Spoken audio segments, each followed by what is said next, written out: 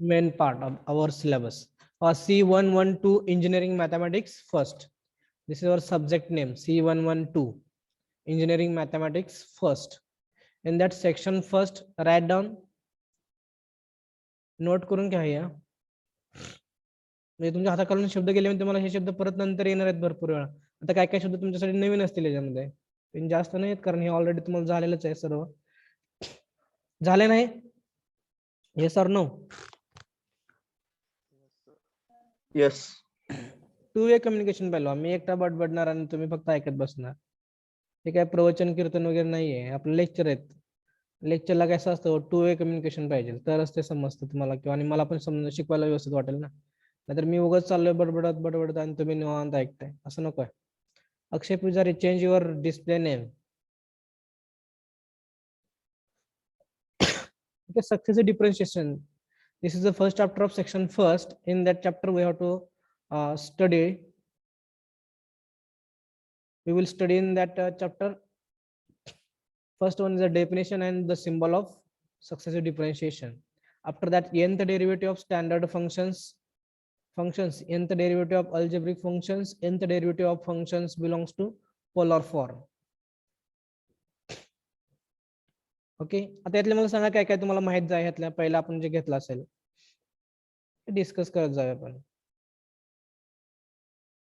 मला लगेच हे नाही हे होणार. ओके, आता याच्यामध्ये फर्स्ट हा सिलेबस तुमच्याकडे लिहून ठेवा ना. मी हे पण करेन, मी शेअर पण करेन. ठीक आहे, लिहायची काय गरज नाही, मी शेअर करतो, मी लिहून काढा. असं करताय का? आपण डिस्कस करूया नसतं फक्त. Okay, we will discuss only. Okay, I will send this file in our Telegram group. After that, we write in your notebook. No problem. Okay. Yes. Okay or not? लिहून घ्यायचे. नाही सर, असं टाकून okay, ठीक आहे. Telegram वर तर टाकतोच. तुम्ही निवांत एका वेळ मस्तपैकी लिहून घ्या. स्वच्छ अक्षर वगैरे काढून फर्स्ट पेज आहे आपलं, फर्स्ट पेज वरती व्यवस्थित लिहून घ्या. सब्जेक्ट नेम, एक्झामिनेशन स्कीम, त्यानंतर ESE, IC आणि IC. Okay sir. Sir okay, good. त्यानंतर फर्स्ट डेफिनेशन. डेफिनेशन काय असेल? सक्सेसिव्ह डिफरन्शिएशनची डेफिनेशन. थोडं ओव्हरव्ह्यू घेऊया आपण याच्यावरती. ओव्हरऑल कसं असेल ते कन्सेप्ट मी तुम्हाला थोडंसं, म्हणजे तुम्हाला शब्द बघितल्यानंतर काय वाटेल की खूपच अवघड दिसतंय. तसं काही नाही. आपण डेरिव्हेटिव्ह फाइंड करता तुम्ही dy/dx. त्यानंतर काय करतो? d2y/dx स्क्वेअर काढतो आपण. त्यानंतर काय करतो? d3y/dx³ काढतो. Okay, and so on. Find केलं ते आठवतात का? एनीवन? Yes sir. हा, डेरिव्हेटिव्ह झालेला आहे. आपण एकदा डेरिव्हेटिव्ह काढला, 2 वेळा काढला, 3 वेळा काढला. या प्रोसेसला काय म्हणायचं? सक्सेसिव्ह डिफरन्शिएशन म्हणायचं. सक्सेसिव्ह आहेत मॅक्झिमम, आपण जास्तीत जास्त प्रयत्न करतो फाइंड करायचा. नंतर आपल्याला काय करायचं आहे ह्याच्यामध्ये? dy/dx तुम्ही फाइंड केला, d2y/dx² फाइंड केला तुम्ही. आय थिंक 2 पर्यंत केले असतील. तर आपल्याला आता काय फाइंड करायचं आहे? d⁻n. इकडे घेतो मी. d⁻ny/dx⁻n हे आपल्याला फाइंड करायचं. तर काय जण म्हणतील सर आधी आम्हाला dy/dx व्यवस्थित येत नाही. असे पण काय काय जण असेल ज्यांनी बघितलंच नसेल डेरिव्हेटिव्ह. काय ऑनलाईन मध्ये म्हणल्यानंतर बघितलं नसेल, तर त्यांनी काय असं म्हणजे लगेच पॅनिक व्हायचं नाही. आता कसं व्हायचं, मग माझा एमओ निघतोय का नाही. Don't worry about that. Okay, फक्त मी जे रोजच्या रोज सांगतो तेवढं करत राहायचं. आता बघा, आपण काय डेरिव्हेटिव्ह तुम्ही dy/dx शिकलेला आहे, d2y/dx² शिकलेला आहात. ओके,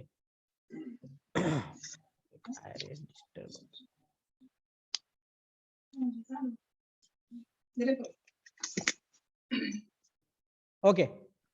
आता आपल्याला काय करायचं? d⁻ny/dx⁻n म्हणजे ह्याला काय म्हणायचं आपण?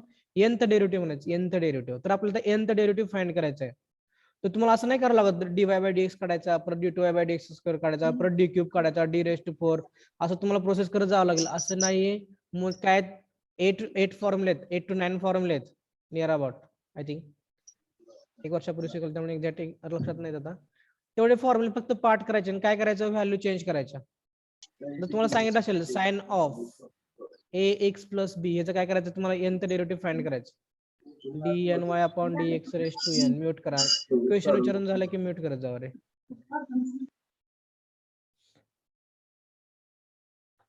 Okay, dny/dx⁻n N. आपला त्याचा nth डेरिव्हेटिव्ह फाइंड करायचा आहे. तर तुम्हाला याचं नाही परत एकदा dy/dx काढा, त्यानंतर d2y/dx स्क्वेअर काढा, परत d क्यूब काढा, अशी गरज नाहीये. डायरेक्ट तुम्हाला याचा फॉर्म्युला असणार आहे, तो डायरेक्ट फॉर्म्युला इथं अप्लाय करायचा. काय असेल तर a रेस टू n असते तर साइन ax प्लस b हा फॉर्म्युला आहे. तुम्हाला थोडं शिकलं जाईल. फक्त त्याच्यामध्ये काय चेंज करायचं, a ची आणि b च्या व्हॅल्यूज फक्त तुम्हाला चेंज करायचे, अदर दुसरं काही करायचं नाहीये. आहे त्याचा फॉर्म्युला फक्त ठेवायचा, a ची व्हॅल्यू पुट करायची, b ची व्हॅल्यू पुट करायची, झालं एक्झाम्पल. त्यामुळे तुम्हाला ते सॉल्व्ह करत बसायची गरज नाहीये. फक्त आता तुम्हाला 7-8 फॉर्म्युले दिले जातील, ते फॉर्म्युले फक्त पाठ करायचे आणि त्याचा यूज करायचा, झालं. त्यामुळे successive differentiation. And this is the algebraic functions. Algebraic functions is nothing but xy. Z is equal to function of xy. Z is equal to function of xy. This is the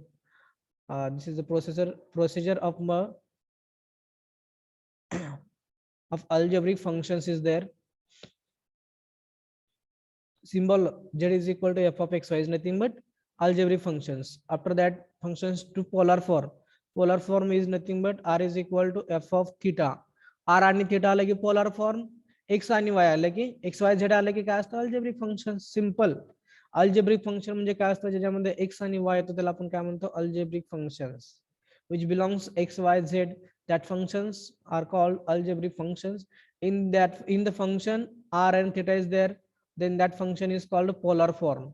तुम्ही म्हणणार x आणि y तिन्ही एकत्र आला असेल तर x Y तर असेल, आर कॉमा थिटा असेल तर ते काय करायला लागतं तुम्हाला, एक तर यामध्ये कन्वर्ट करा किंवा याला यामध्ये कन्वर्ट करा. कन्वर्ट होतं, R is equal to x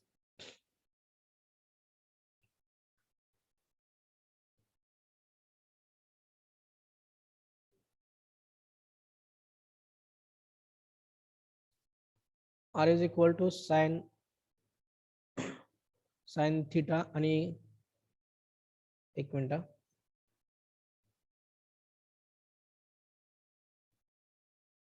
okay. हा एक्स इज इक्वल काय असतं, आर साइन थिटा हा फॉर्म्युला आहे पोलर फॉर्म मध्ये कन्वर्ट करण्याचा, आणि Y is equal to R cos theta, हे दोन फॉर्म्युले आहेत. एक मिनिट, काय तर थोडस हे होतं, थांबा दुसरीकडे घेतो, जास्त हे व्हायला, कलर चेंज करू. Okay,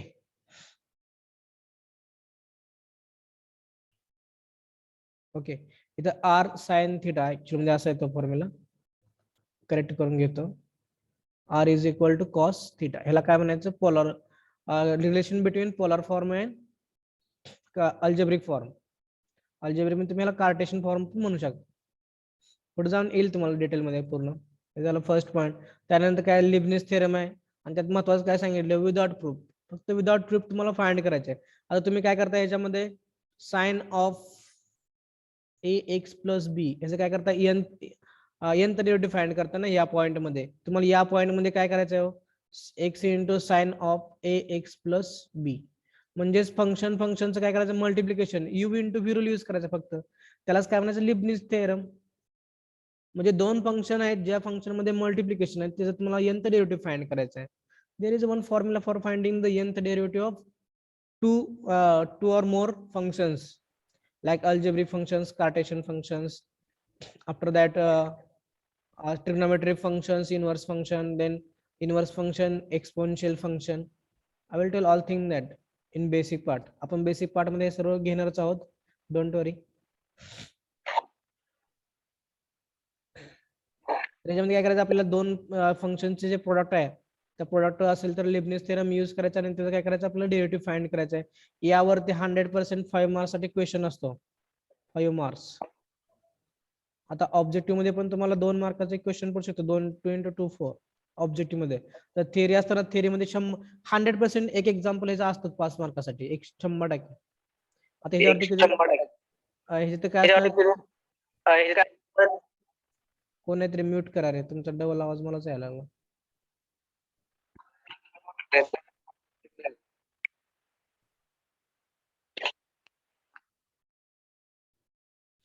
okay, Rolls theorem. त्यानंतर नेक्स्ट काय आहे, तुम्हाला 12th ला झालेलं आहे, खूप सिंपल आहे.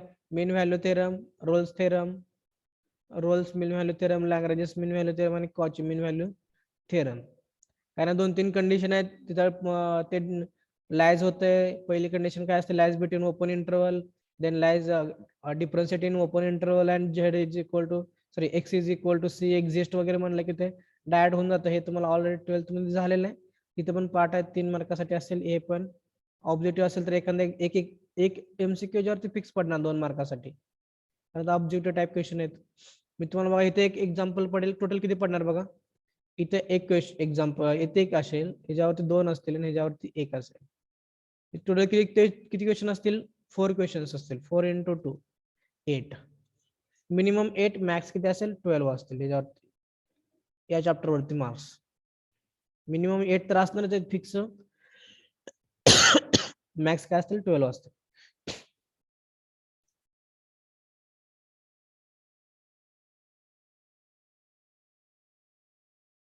ओके, फर्स्ट चॅप्टर समजलं. त्यानंतर नेक्स्ट एक्सपान्शन ऑफ फंक्शन्स. काय करायचं आपल्याला एक्सपान्शन घ्यायचे फंक्शनचे एक्सपान्शन्स. e raised to x is equal to 1 plus x square e raised to x plus x cube e raised to 2x वगैरे हे एक्सपान्शन तुम्हाला ऑलरेडी झाले असतील. 12th मध्ये झाले तेच आपल्याला रिपीट करायचे. झाले नसतील तर आता होतील, काय प्रॉब्लेम नाहीये. आता याच्यामध्ये 2 प्रकार आहेत, 2 पार्ट्स आहेत. First one is a Maclaurin series and after that Taylor series. 2च पॉईंट आहेत. आणि त्यानंतर काय इनडिटर्मिनेट फॉर्म. त्यासाठी एल हॉस्पिटल रूल यूज करायचा. एल इज इक्वल काय असेल limit x tends to 0 sine x upon x असेल. झाले काय तुम्हाला फॉर्म्युला झाला x tends to 0 sine x upon x. तुम्ही लिमिट फाइंड करू शकता बघा. डायरेक्ट नाही फाइंड करू शकत, कारण तुम्ही जर साइन 0 पुट केलं तर 0 येते, एक्स ची व्हॅल्यू पुट केली तर 0 येते. 0 अपॉन 0 काय असतं कोण सांगू शकता. 0 अपॉन 0 काय असतं. इन्फिनिटी. 0 अपॉन 0 इन्फिनिटी कसं, कारण 0 ला व्हॅल्यूच नसते ना. Zero. म्हणजे व्हॅल्यू झाली की काहीतरी. कारण डिवाइड बाय 0 आहे त्याला. इन्फिनिटी आहे ना. तुम्ही काय म्हणता इन्फिनिटी म्हणता याला व्हॅल्यू. ओके, काय प्रॉब्लेम नाही, इन्फिनिटी म्हणताय. पण इन्फिनिटी म्हणजे काय असतो, जी व्हॅल्यू आपण मोजू शकत नाही त्याला आपण इन्फिनिटी म्हणतो ना. करेक्ट आहे. नॉट डिफाइन येतं. Not yes, not defined. याला इन्फिनिटी तुम्ही म्हणू शकत नाही. याला काय म्हणायचं, नॉट डिफाईन्ड. यालाच म्हणायचं इनडिटर्मिनंट फॉर्म. करेक्ट. याला काय म्हणा, नॉट डिफाईन्ड. तुमचं बरोबर आहे. जर डिवाइडला 0 असेल तर तुम्ही काय म्हणता इन्फिनिटी म्हणता. पण ऍट ऍक्च्युअल मध्ये दोन्ही पण व्हॅल्यू 0 आहेत ना. पण तुम्ही त्याला इन्फिनिटी म्हणता, याचा अर्थ काय, तुम्ही त्या 0 ला व्हॅल्यू दिली काहीतरी. कारण इन्फिनिटी म्हणतो म्हणजे काय म्हणतो आपण, ती आपण व्हॅल्यू मोजू शकत नाही. म्हणजे ती व्हॅल्यू आहे काहीतरी जी आपण मोजू शकत नाहीये. पण आता ऍक्च्युअल मध्ये काय, न्यूमरेटरला बी 0 आहे, डिनॉमिनेटरला 0 आहे. तुम्ही व्हॅल्यू किती तुम्हाला माहितच नाही ना. मग ते काय 0 ची व्हॅल्यू तर इक्वल टू काय सम इन्फिनिटी येऊ शकत नाही. त्यामुळे ह्याला काय म्हणायचं, नॉट डिफाईन. हे अजून डिफाईनच झालं नाहीये. कारण कार्ड नाही डिफाईन झालं. आपण 4 अपॉन 4 गेलं तरी व्हॅल्यू काय येते 1 येते. ओके, 5 अपॉन 5 घेतलं तरी व्हॅल्यू काय येते 1. म्हणजे आपण काय सेम व्हॅल्यू त्या व्हॅल्यूला जर डिवाइड केलं आपण, if we divide same number in numerator and denominator then the value is 1. Okay, मग 0 अपॉन 0 ची व्हॅल्यू काय यायला पाहिजे, 1 यायला पाहिजे. हे पण आन्सर आहे ना. त्यानंतर आपण काय म्हणतो, त्याच व्हॅल्यू 0 ला जर कोणत्याही व्हॅल्यूला जर 0 ने आपण डिवाइड केलं तर आन्सर काय येतो, इन्फिनिटी येतं. हे पण आहे. आता इथं बघा दुसरं पण कंडिशन आहे. तर पहिली कंडिशन झाली काय, ते नॉट डिफाईन्ड. ते नॉट डिफाईन्डच आहे. आता infinity upon infinity, infinity upon infinity काय येतं, हे infinity upon infinity not define. हे पण नॉट डिफाईन, कारण तुम्ही व्हॅल्यू सांगू शकत नाही ना, जी व्हॅल्यू तुम्ही मोजू शकत नाहीये. आता तुम्हाला माहिती आहे इन्फिनिटी आपण मोजू शकत नाही, मग ती किती तेच माहित नाही, डिनॉमिनेटरची किती ती पण माहित नाही आपल्याला, मग डिवाइड कसं करणार तुम्ही. ते नॉट डिफाईन्ड. 1 मिनिट.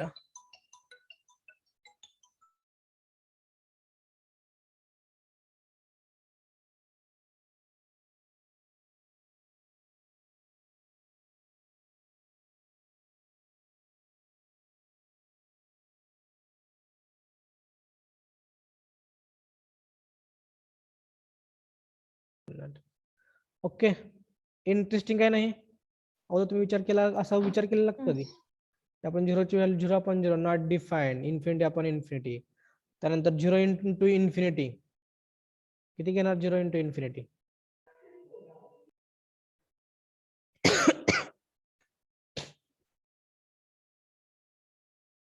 आपण दुसरं एक एक्झाम्पल घेऊ. कोण सांगतंय बघू आपण.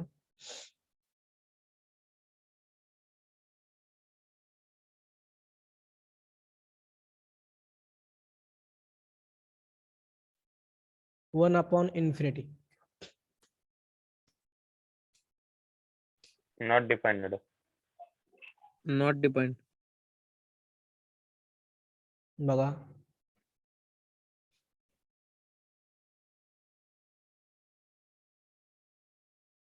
व्यवस्थित विचार करा. One upon infinity. Infinity. One upon infinity infinity. अजून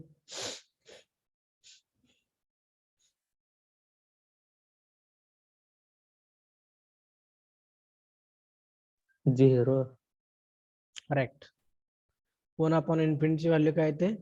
0 येते. का 0 येते हो? कारण कसं आहे माहिती आहे, तुम्ही जर आता एखाद्या व्हॅल्यू तुम्ही डिवाइड करत चाललाय, काय हे इन्फिनिटी आहे. ओके, आता इन्फिनिटी असल्यामुळे काय करणार तुम्ही 1 2 3 4 5 अप टू कसं काय करणार, डिवाइड करत जाणार ना. जसं तुम्ही मोठी मोठी व्हॅल्यू डिवाइड करत जाल तशी याची व्हॅल्यू काय होणार, कमी कमी कमी कमी होत जाणार, पुढे जाणार ती 0 ला जाणार. त्यामुळे काय असतं, जर लहान 1 ला जर आपण इन्फिनिटी कशाने डिवाइड, म्हणजे कोणत्याही संख्येला जर इन्फिनिटी डिवाइड केलं तर आन्सर येतं काय 0. फक्त तुम्ही इन्फिनिटी आपण इन्फिनिटी नका घेवा. कोणते तर तुम्ही जे काउंटेबल नंबर्स आहेत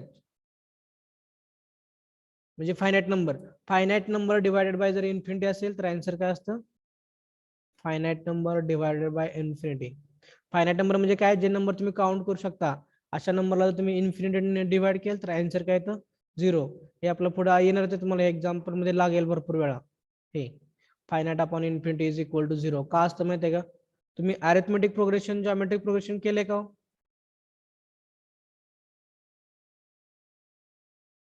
Yes, sir. Yes, sir. त्याच्यामध्ये एक पॉईंट गेलेला आहे, त्यामध्ये एक पॉईंट आहे बघा. काय पॉईंट आहे माहिती आहे का? 5/6 असेल ब्रॅकेट रेस्ट जर n असेल तर ह्याला आपण काय म्हणतो, r म्हणतो ना. r is equal to 5/6. मग ते कॉन्व्हर्जंट आहे डायव्हर्जंट आपल्याला पार्ट आहे पुढे जाऊन. आता इथं 5/6 आहे, limit n tends to infinity असेल आणि तो 5/6 रेस टू n असेल तर ह्याची व्हॅल्यू काय येते बघा, 0 येते.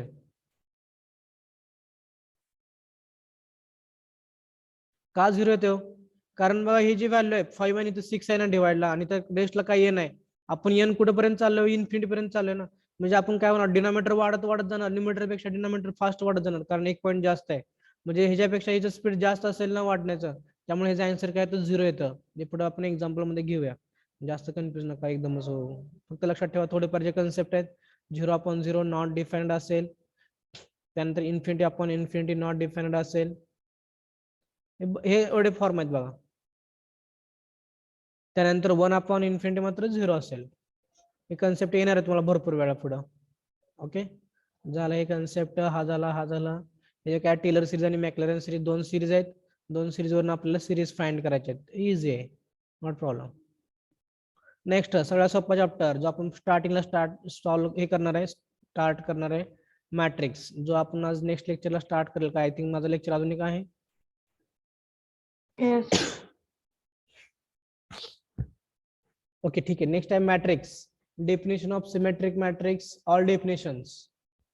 Next orthogonal matrix, rank of matrix, त्यानंतर कोनिकल फॉर्म आहे, नॉर्मल फॉर्म आहे, लिनियर इक्वेशन्स आहे, होमोजेनियस नॉन होमोजेनियस. आठवतंय काय ह्याच्यामधलं काय झालंय, त्यातलं तुम्हाला कोणता पार्ट झालेला आहे?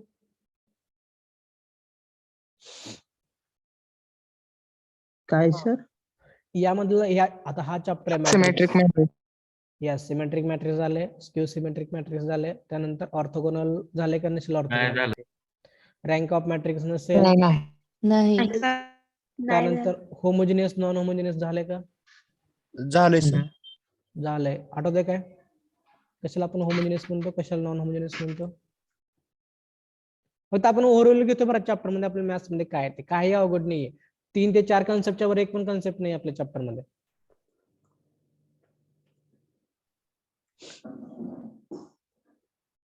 होमोजेनियस कशाला म्हणायचं, simple ax is equal to b असेल, b इज नॉट एकच इक्वल टू term 0 असेल तर काय असते, नॉन होमोजेनियस. आणि b इज इक्वल टू 0 असेल तर ह्याला काय म्हणतो आपण, होमोजेनियस. सर तो डिलीटेड सिलेबसचा पार्ट होता. असं झालंय काय? ओके, ठीक आहे. आपण इथे घेऊया. खूप सोपं आहे. काय सिम्पल आहे. तुम्ही बघा, X plus Y is equal to 1, X minus Y is equal to 2. हे जे असतात ना, ह्याला काय म्हणायचं? Non homogeneous. कारण ह्याच्यामध्ये कॉन्स्टंट टर्म आहेत. X plus Y is equal to 0, X minus Y is equal to 0. हे काय झालं? होमोजिनियस आहे. सिम्पल. हे लिनियर सायमल्टेनियस इक्वेशन म्हणतो आपण. सायमल्टेनियस लिनियर इक्वेशन का म्हणायचं? कारण ह्याच्या डिग्री 1 आहे म्हणून याला आपण लिनियर म्हणतो आणि सायमल्टेनियस इक्वेशन आहेत. एक सामायिक समीकरण मराठीमध्ये जे आपण ऑलरेडी शिकलेलं आहे. I think 7th 8th standard मध्ये. त्यापुढे फक्त थोडेसे कन्सेप्ट जोडायचे. काय जोडायचे कन्सेप्ट? जर इक्वल टू व्हॅल्यू असेल तर non homogeneous, equal to value नसेल तर होमोजिनियस. ओके. नेक्स्ट लिनियरला डिपेंडेंट आहे, इंडिपेंडेंट आहे. खूप सोपा आहे हा पार्ट. त्यानंतर कॅले हॅमिल्टन थेरम तर काय एकदम सोपं आहे, कारण ह्याचं प्रूफ ह्याच्यामध्ये असतं. Pure square equation satisfies its Cayley Hamilton theorem. तो आहे पार्ट आपण पुढे घेऊया. Eigenvalues, eigenvectors, their properties. आणि ह्याच्यावरती सगळ्यात जास्त क्वेश्चन विचारतात बरं मॅट्रिक्स वरती. मॅट्रिक्स म्हणजे काय असतं माहितीये का? तुम्हाला जगण्यासाठी जसं ऑक्सिजन लागतो ना, तसं मॅथ्स पास होण्यासाठी, म्हणजे मन पास होण्यासाठी मॅट्रिक्स लागतो. सिंपल.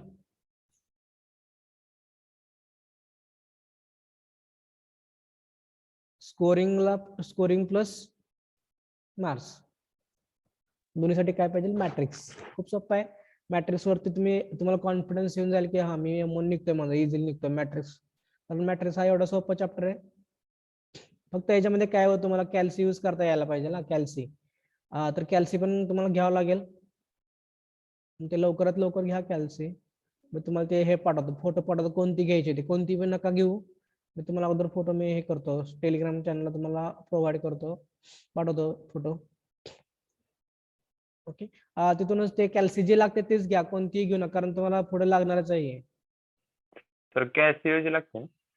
हा, कॅसिओ म्हणजे कॅसिओ नाही, हे कोणती घेऊ शकता तुम्ही, ब्रँडचं काही नाहीये. फक्त तुम्हाला सायंटिफिक कॅल्सी लागते, ज्यामध्ये तुम्ही रँक वगैरे फाइंड करू शकता direct.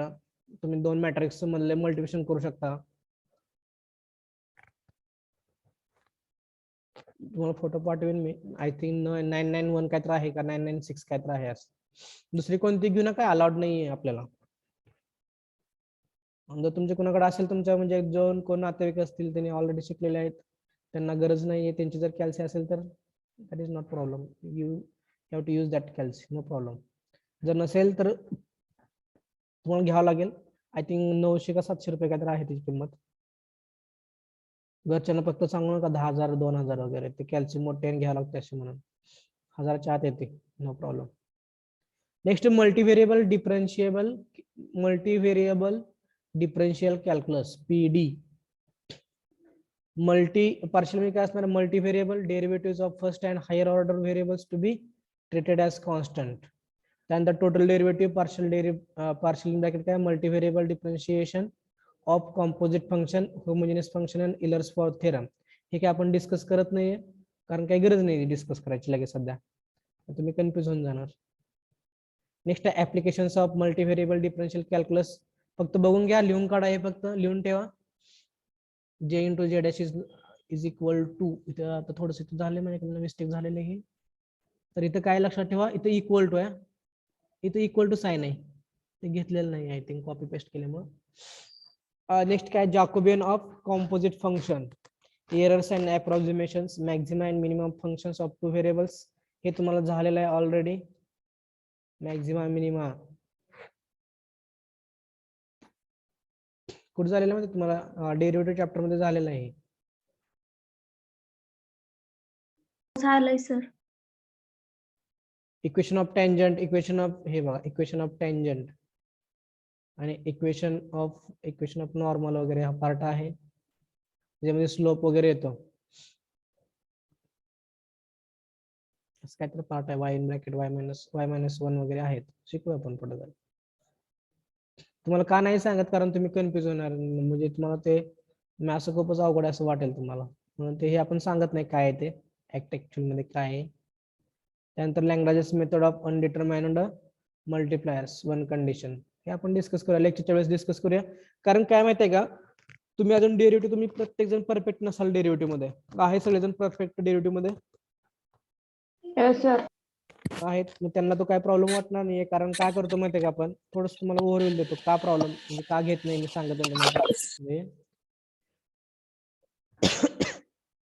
y is equal to x plus one, त्याचा डेरिव्हेटिव्ह काय येतो? y is equal to x plus one चा derivative dy/dx is equal to 1.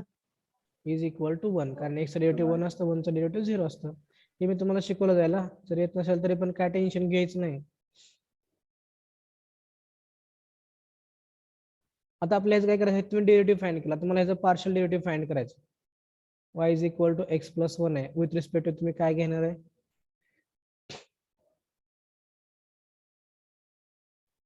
With respect to तुम्हाला एक्स घ्यायचं असेल तर काय येतं, झिरो येतं, इज इक्वल टू, एक मिनिट,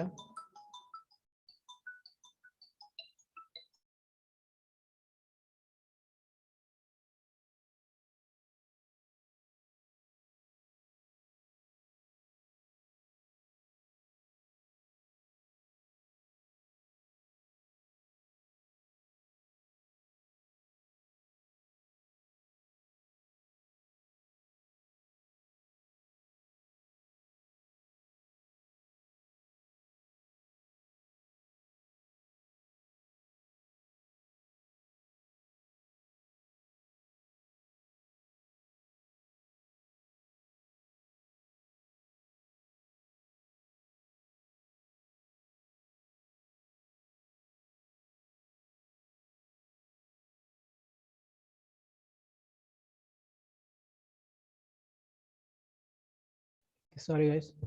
काय झालं, dy/dx is equal to one आले तर डेरिव्हेटिव्ह तुमचं. ओके, पण ज्या वेळेस तुम्ही हे पार्शियल मध्ये घेता, पार्शियल मध्ये तुम्हाला वेगळं एक्झाम्पल घेतो मी, z is equal to X Y plus one घेत, एक्स वाय प्लस वाय असं घेतलं असेल तर तुम्हाला याचं डेरिव्हेटिव्ह फाइंड करायचं असेल तर डो झेड बाय डो एक्स येतं, हा सिम्बॉल येतो डो झेड बाय डो एक्स, आणि त्या एक्सचा डेरिव्हेटिव्ह काय असणार आहे, वन असणार आहे, वायचा डेरिव्हेटिव्ह काय असेल, वाय ॲज इट इज, कारण ते आर्बिट्ररी कॉन्स्टंट आहे, प्लस ह्या वायचा डेरिव्हेटिव्ह काय येतो, झिरो येतो. इथं ह्या वायचा डेरिव्हेटिव्ह काय आला, dy/dx आला, आणि त्या वायचा डेरिव्हेटिव्ह काय येतोय, झिरो येतो. हे कन्फ्युजन आहे ना, कारण तुम्ही आतापर्यंत तुम्ही एक्झाम्पल मध्ये कधी युज केलं नसेल की वायचा डेरिव्हेटिव्ह हा झिरो, कधी युज केले तुम्ही? वायचा डेरिव्हेटिव्ह म्हणलं की dy/dx घेता, वाय स्क्वेअरचा डेरिव्हेटिव्ह म्हणलं की 2y इंटू dy/dx घेता, करेक्ट. पण तुम्ही जर पार्शियल मध्ये गेला आणि वायचा डेरिव्हेटिव्ह विथ रिस्पेक्ट टू जर एक्स घेत असाल तर हा डायरेक्ट झिरो येतो. मग ते काय येतो वगैरे मी तुम्हाला सांगेन नंतर एक्झाम्पल ह्याच्या वेळेस, चॅप्टरच्या वेळेस, म्हणून नाही डिस्कस केलं हे, कारण तुम्ही कन्फ्युज होणार. मग म्हणणार वायचा डेरिव्हेटिव्ह कधी झिरो घेते, कधी वाय dy/dx घेते, यांच्या मनानं चाललंय म्हणणार तुम्ही परत. ओके, म्हणून नाही घेतला. ओके, ठीक आहे. त्यानंतर नेक्स्ट हा पार्ट आहे, ही पण मॅट्रिक्स सारखा पार्ट आहे, वेक्टर डिफरन्शियल कॅल्क्युलस. मॅट्रिक्स सारखा सोपा आहे. काय करायचं, velocity vector, acceleration vector, tangential, normal, component of acceleration, त्यानंतर vector, differential operator, gradient, directional derivatives, angle between two surfaces, divergence, curve, solenoidal, irrotational field वगैरे आहेत. तुम्हाला ऑलरेडी हे पण झालेलं आहे, कर्ल डायव्हर्जन्स झाले का हो, कर्ल डायव्हर्जन्स नो सर. नाही झालेलं, नाही, ठीक आहे, sir. काय नाही, सगळ्यात सोपा चॅप्टर हा वेक्टर, एकदम सोपा आहे, काय नाही याच्यामध्ये. डेरिव्हेटिव्ह पण simple derivative, x Y Z चे असे डेरिव्हेटिव्ह काढायचे आणि ते ज्या फक्त फॉर्म्युले ते फॉर्म्युला पुट करायचे. झालं सिलेबस. काय डाऊट आहे का सिलेबस बद्दल कुणाला? No sir.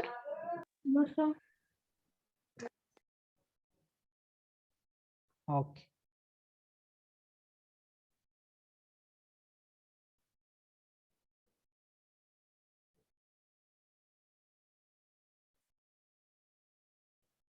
स्टार्ट करूया first chapter. Yes sir. Yes.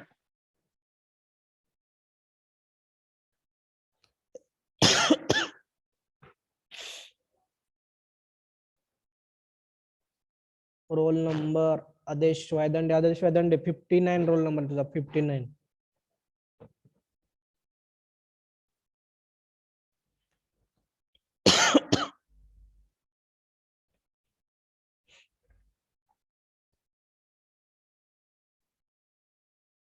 One minute, recording stop.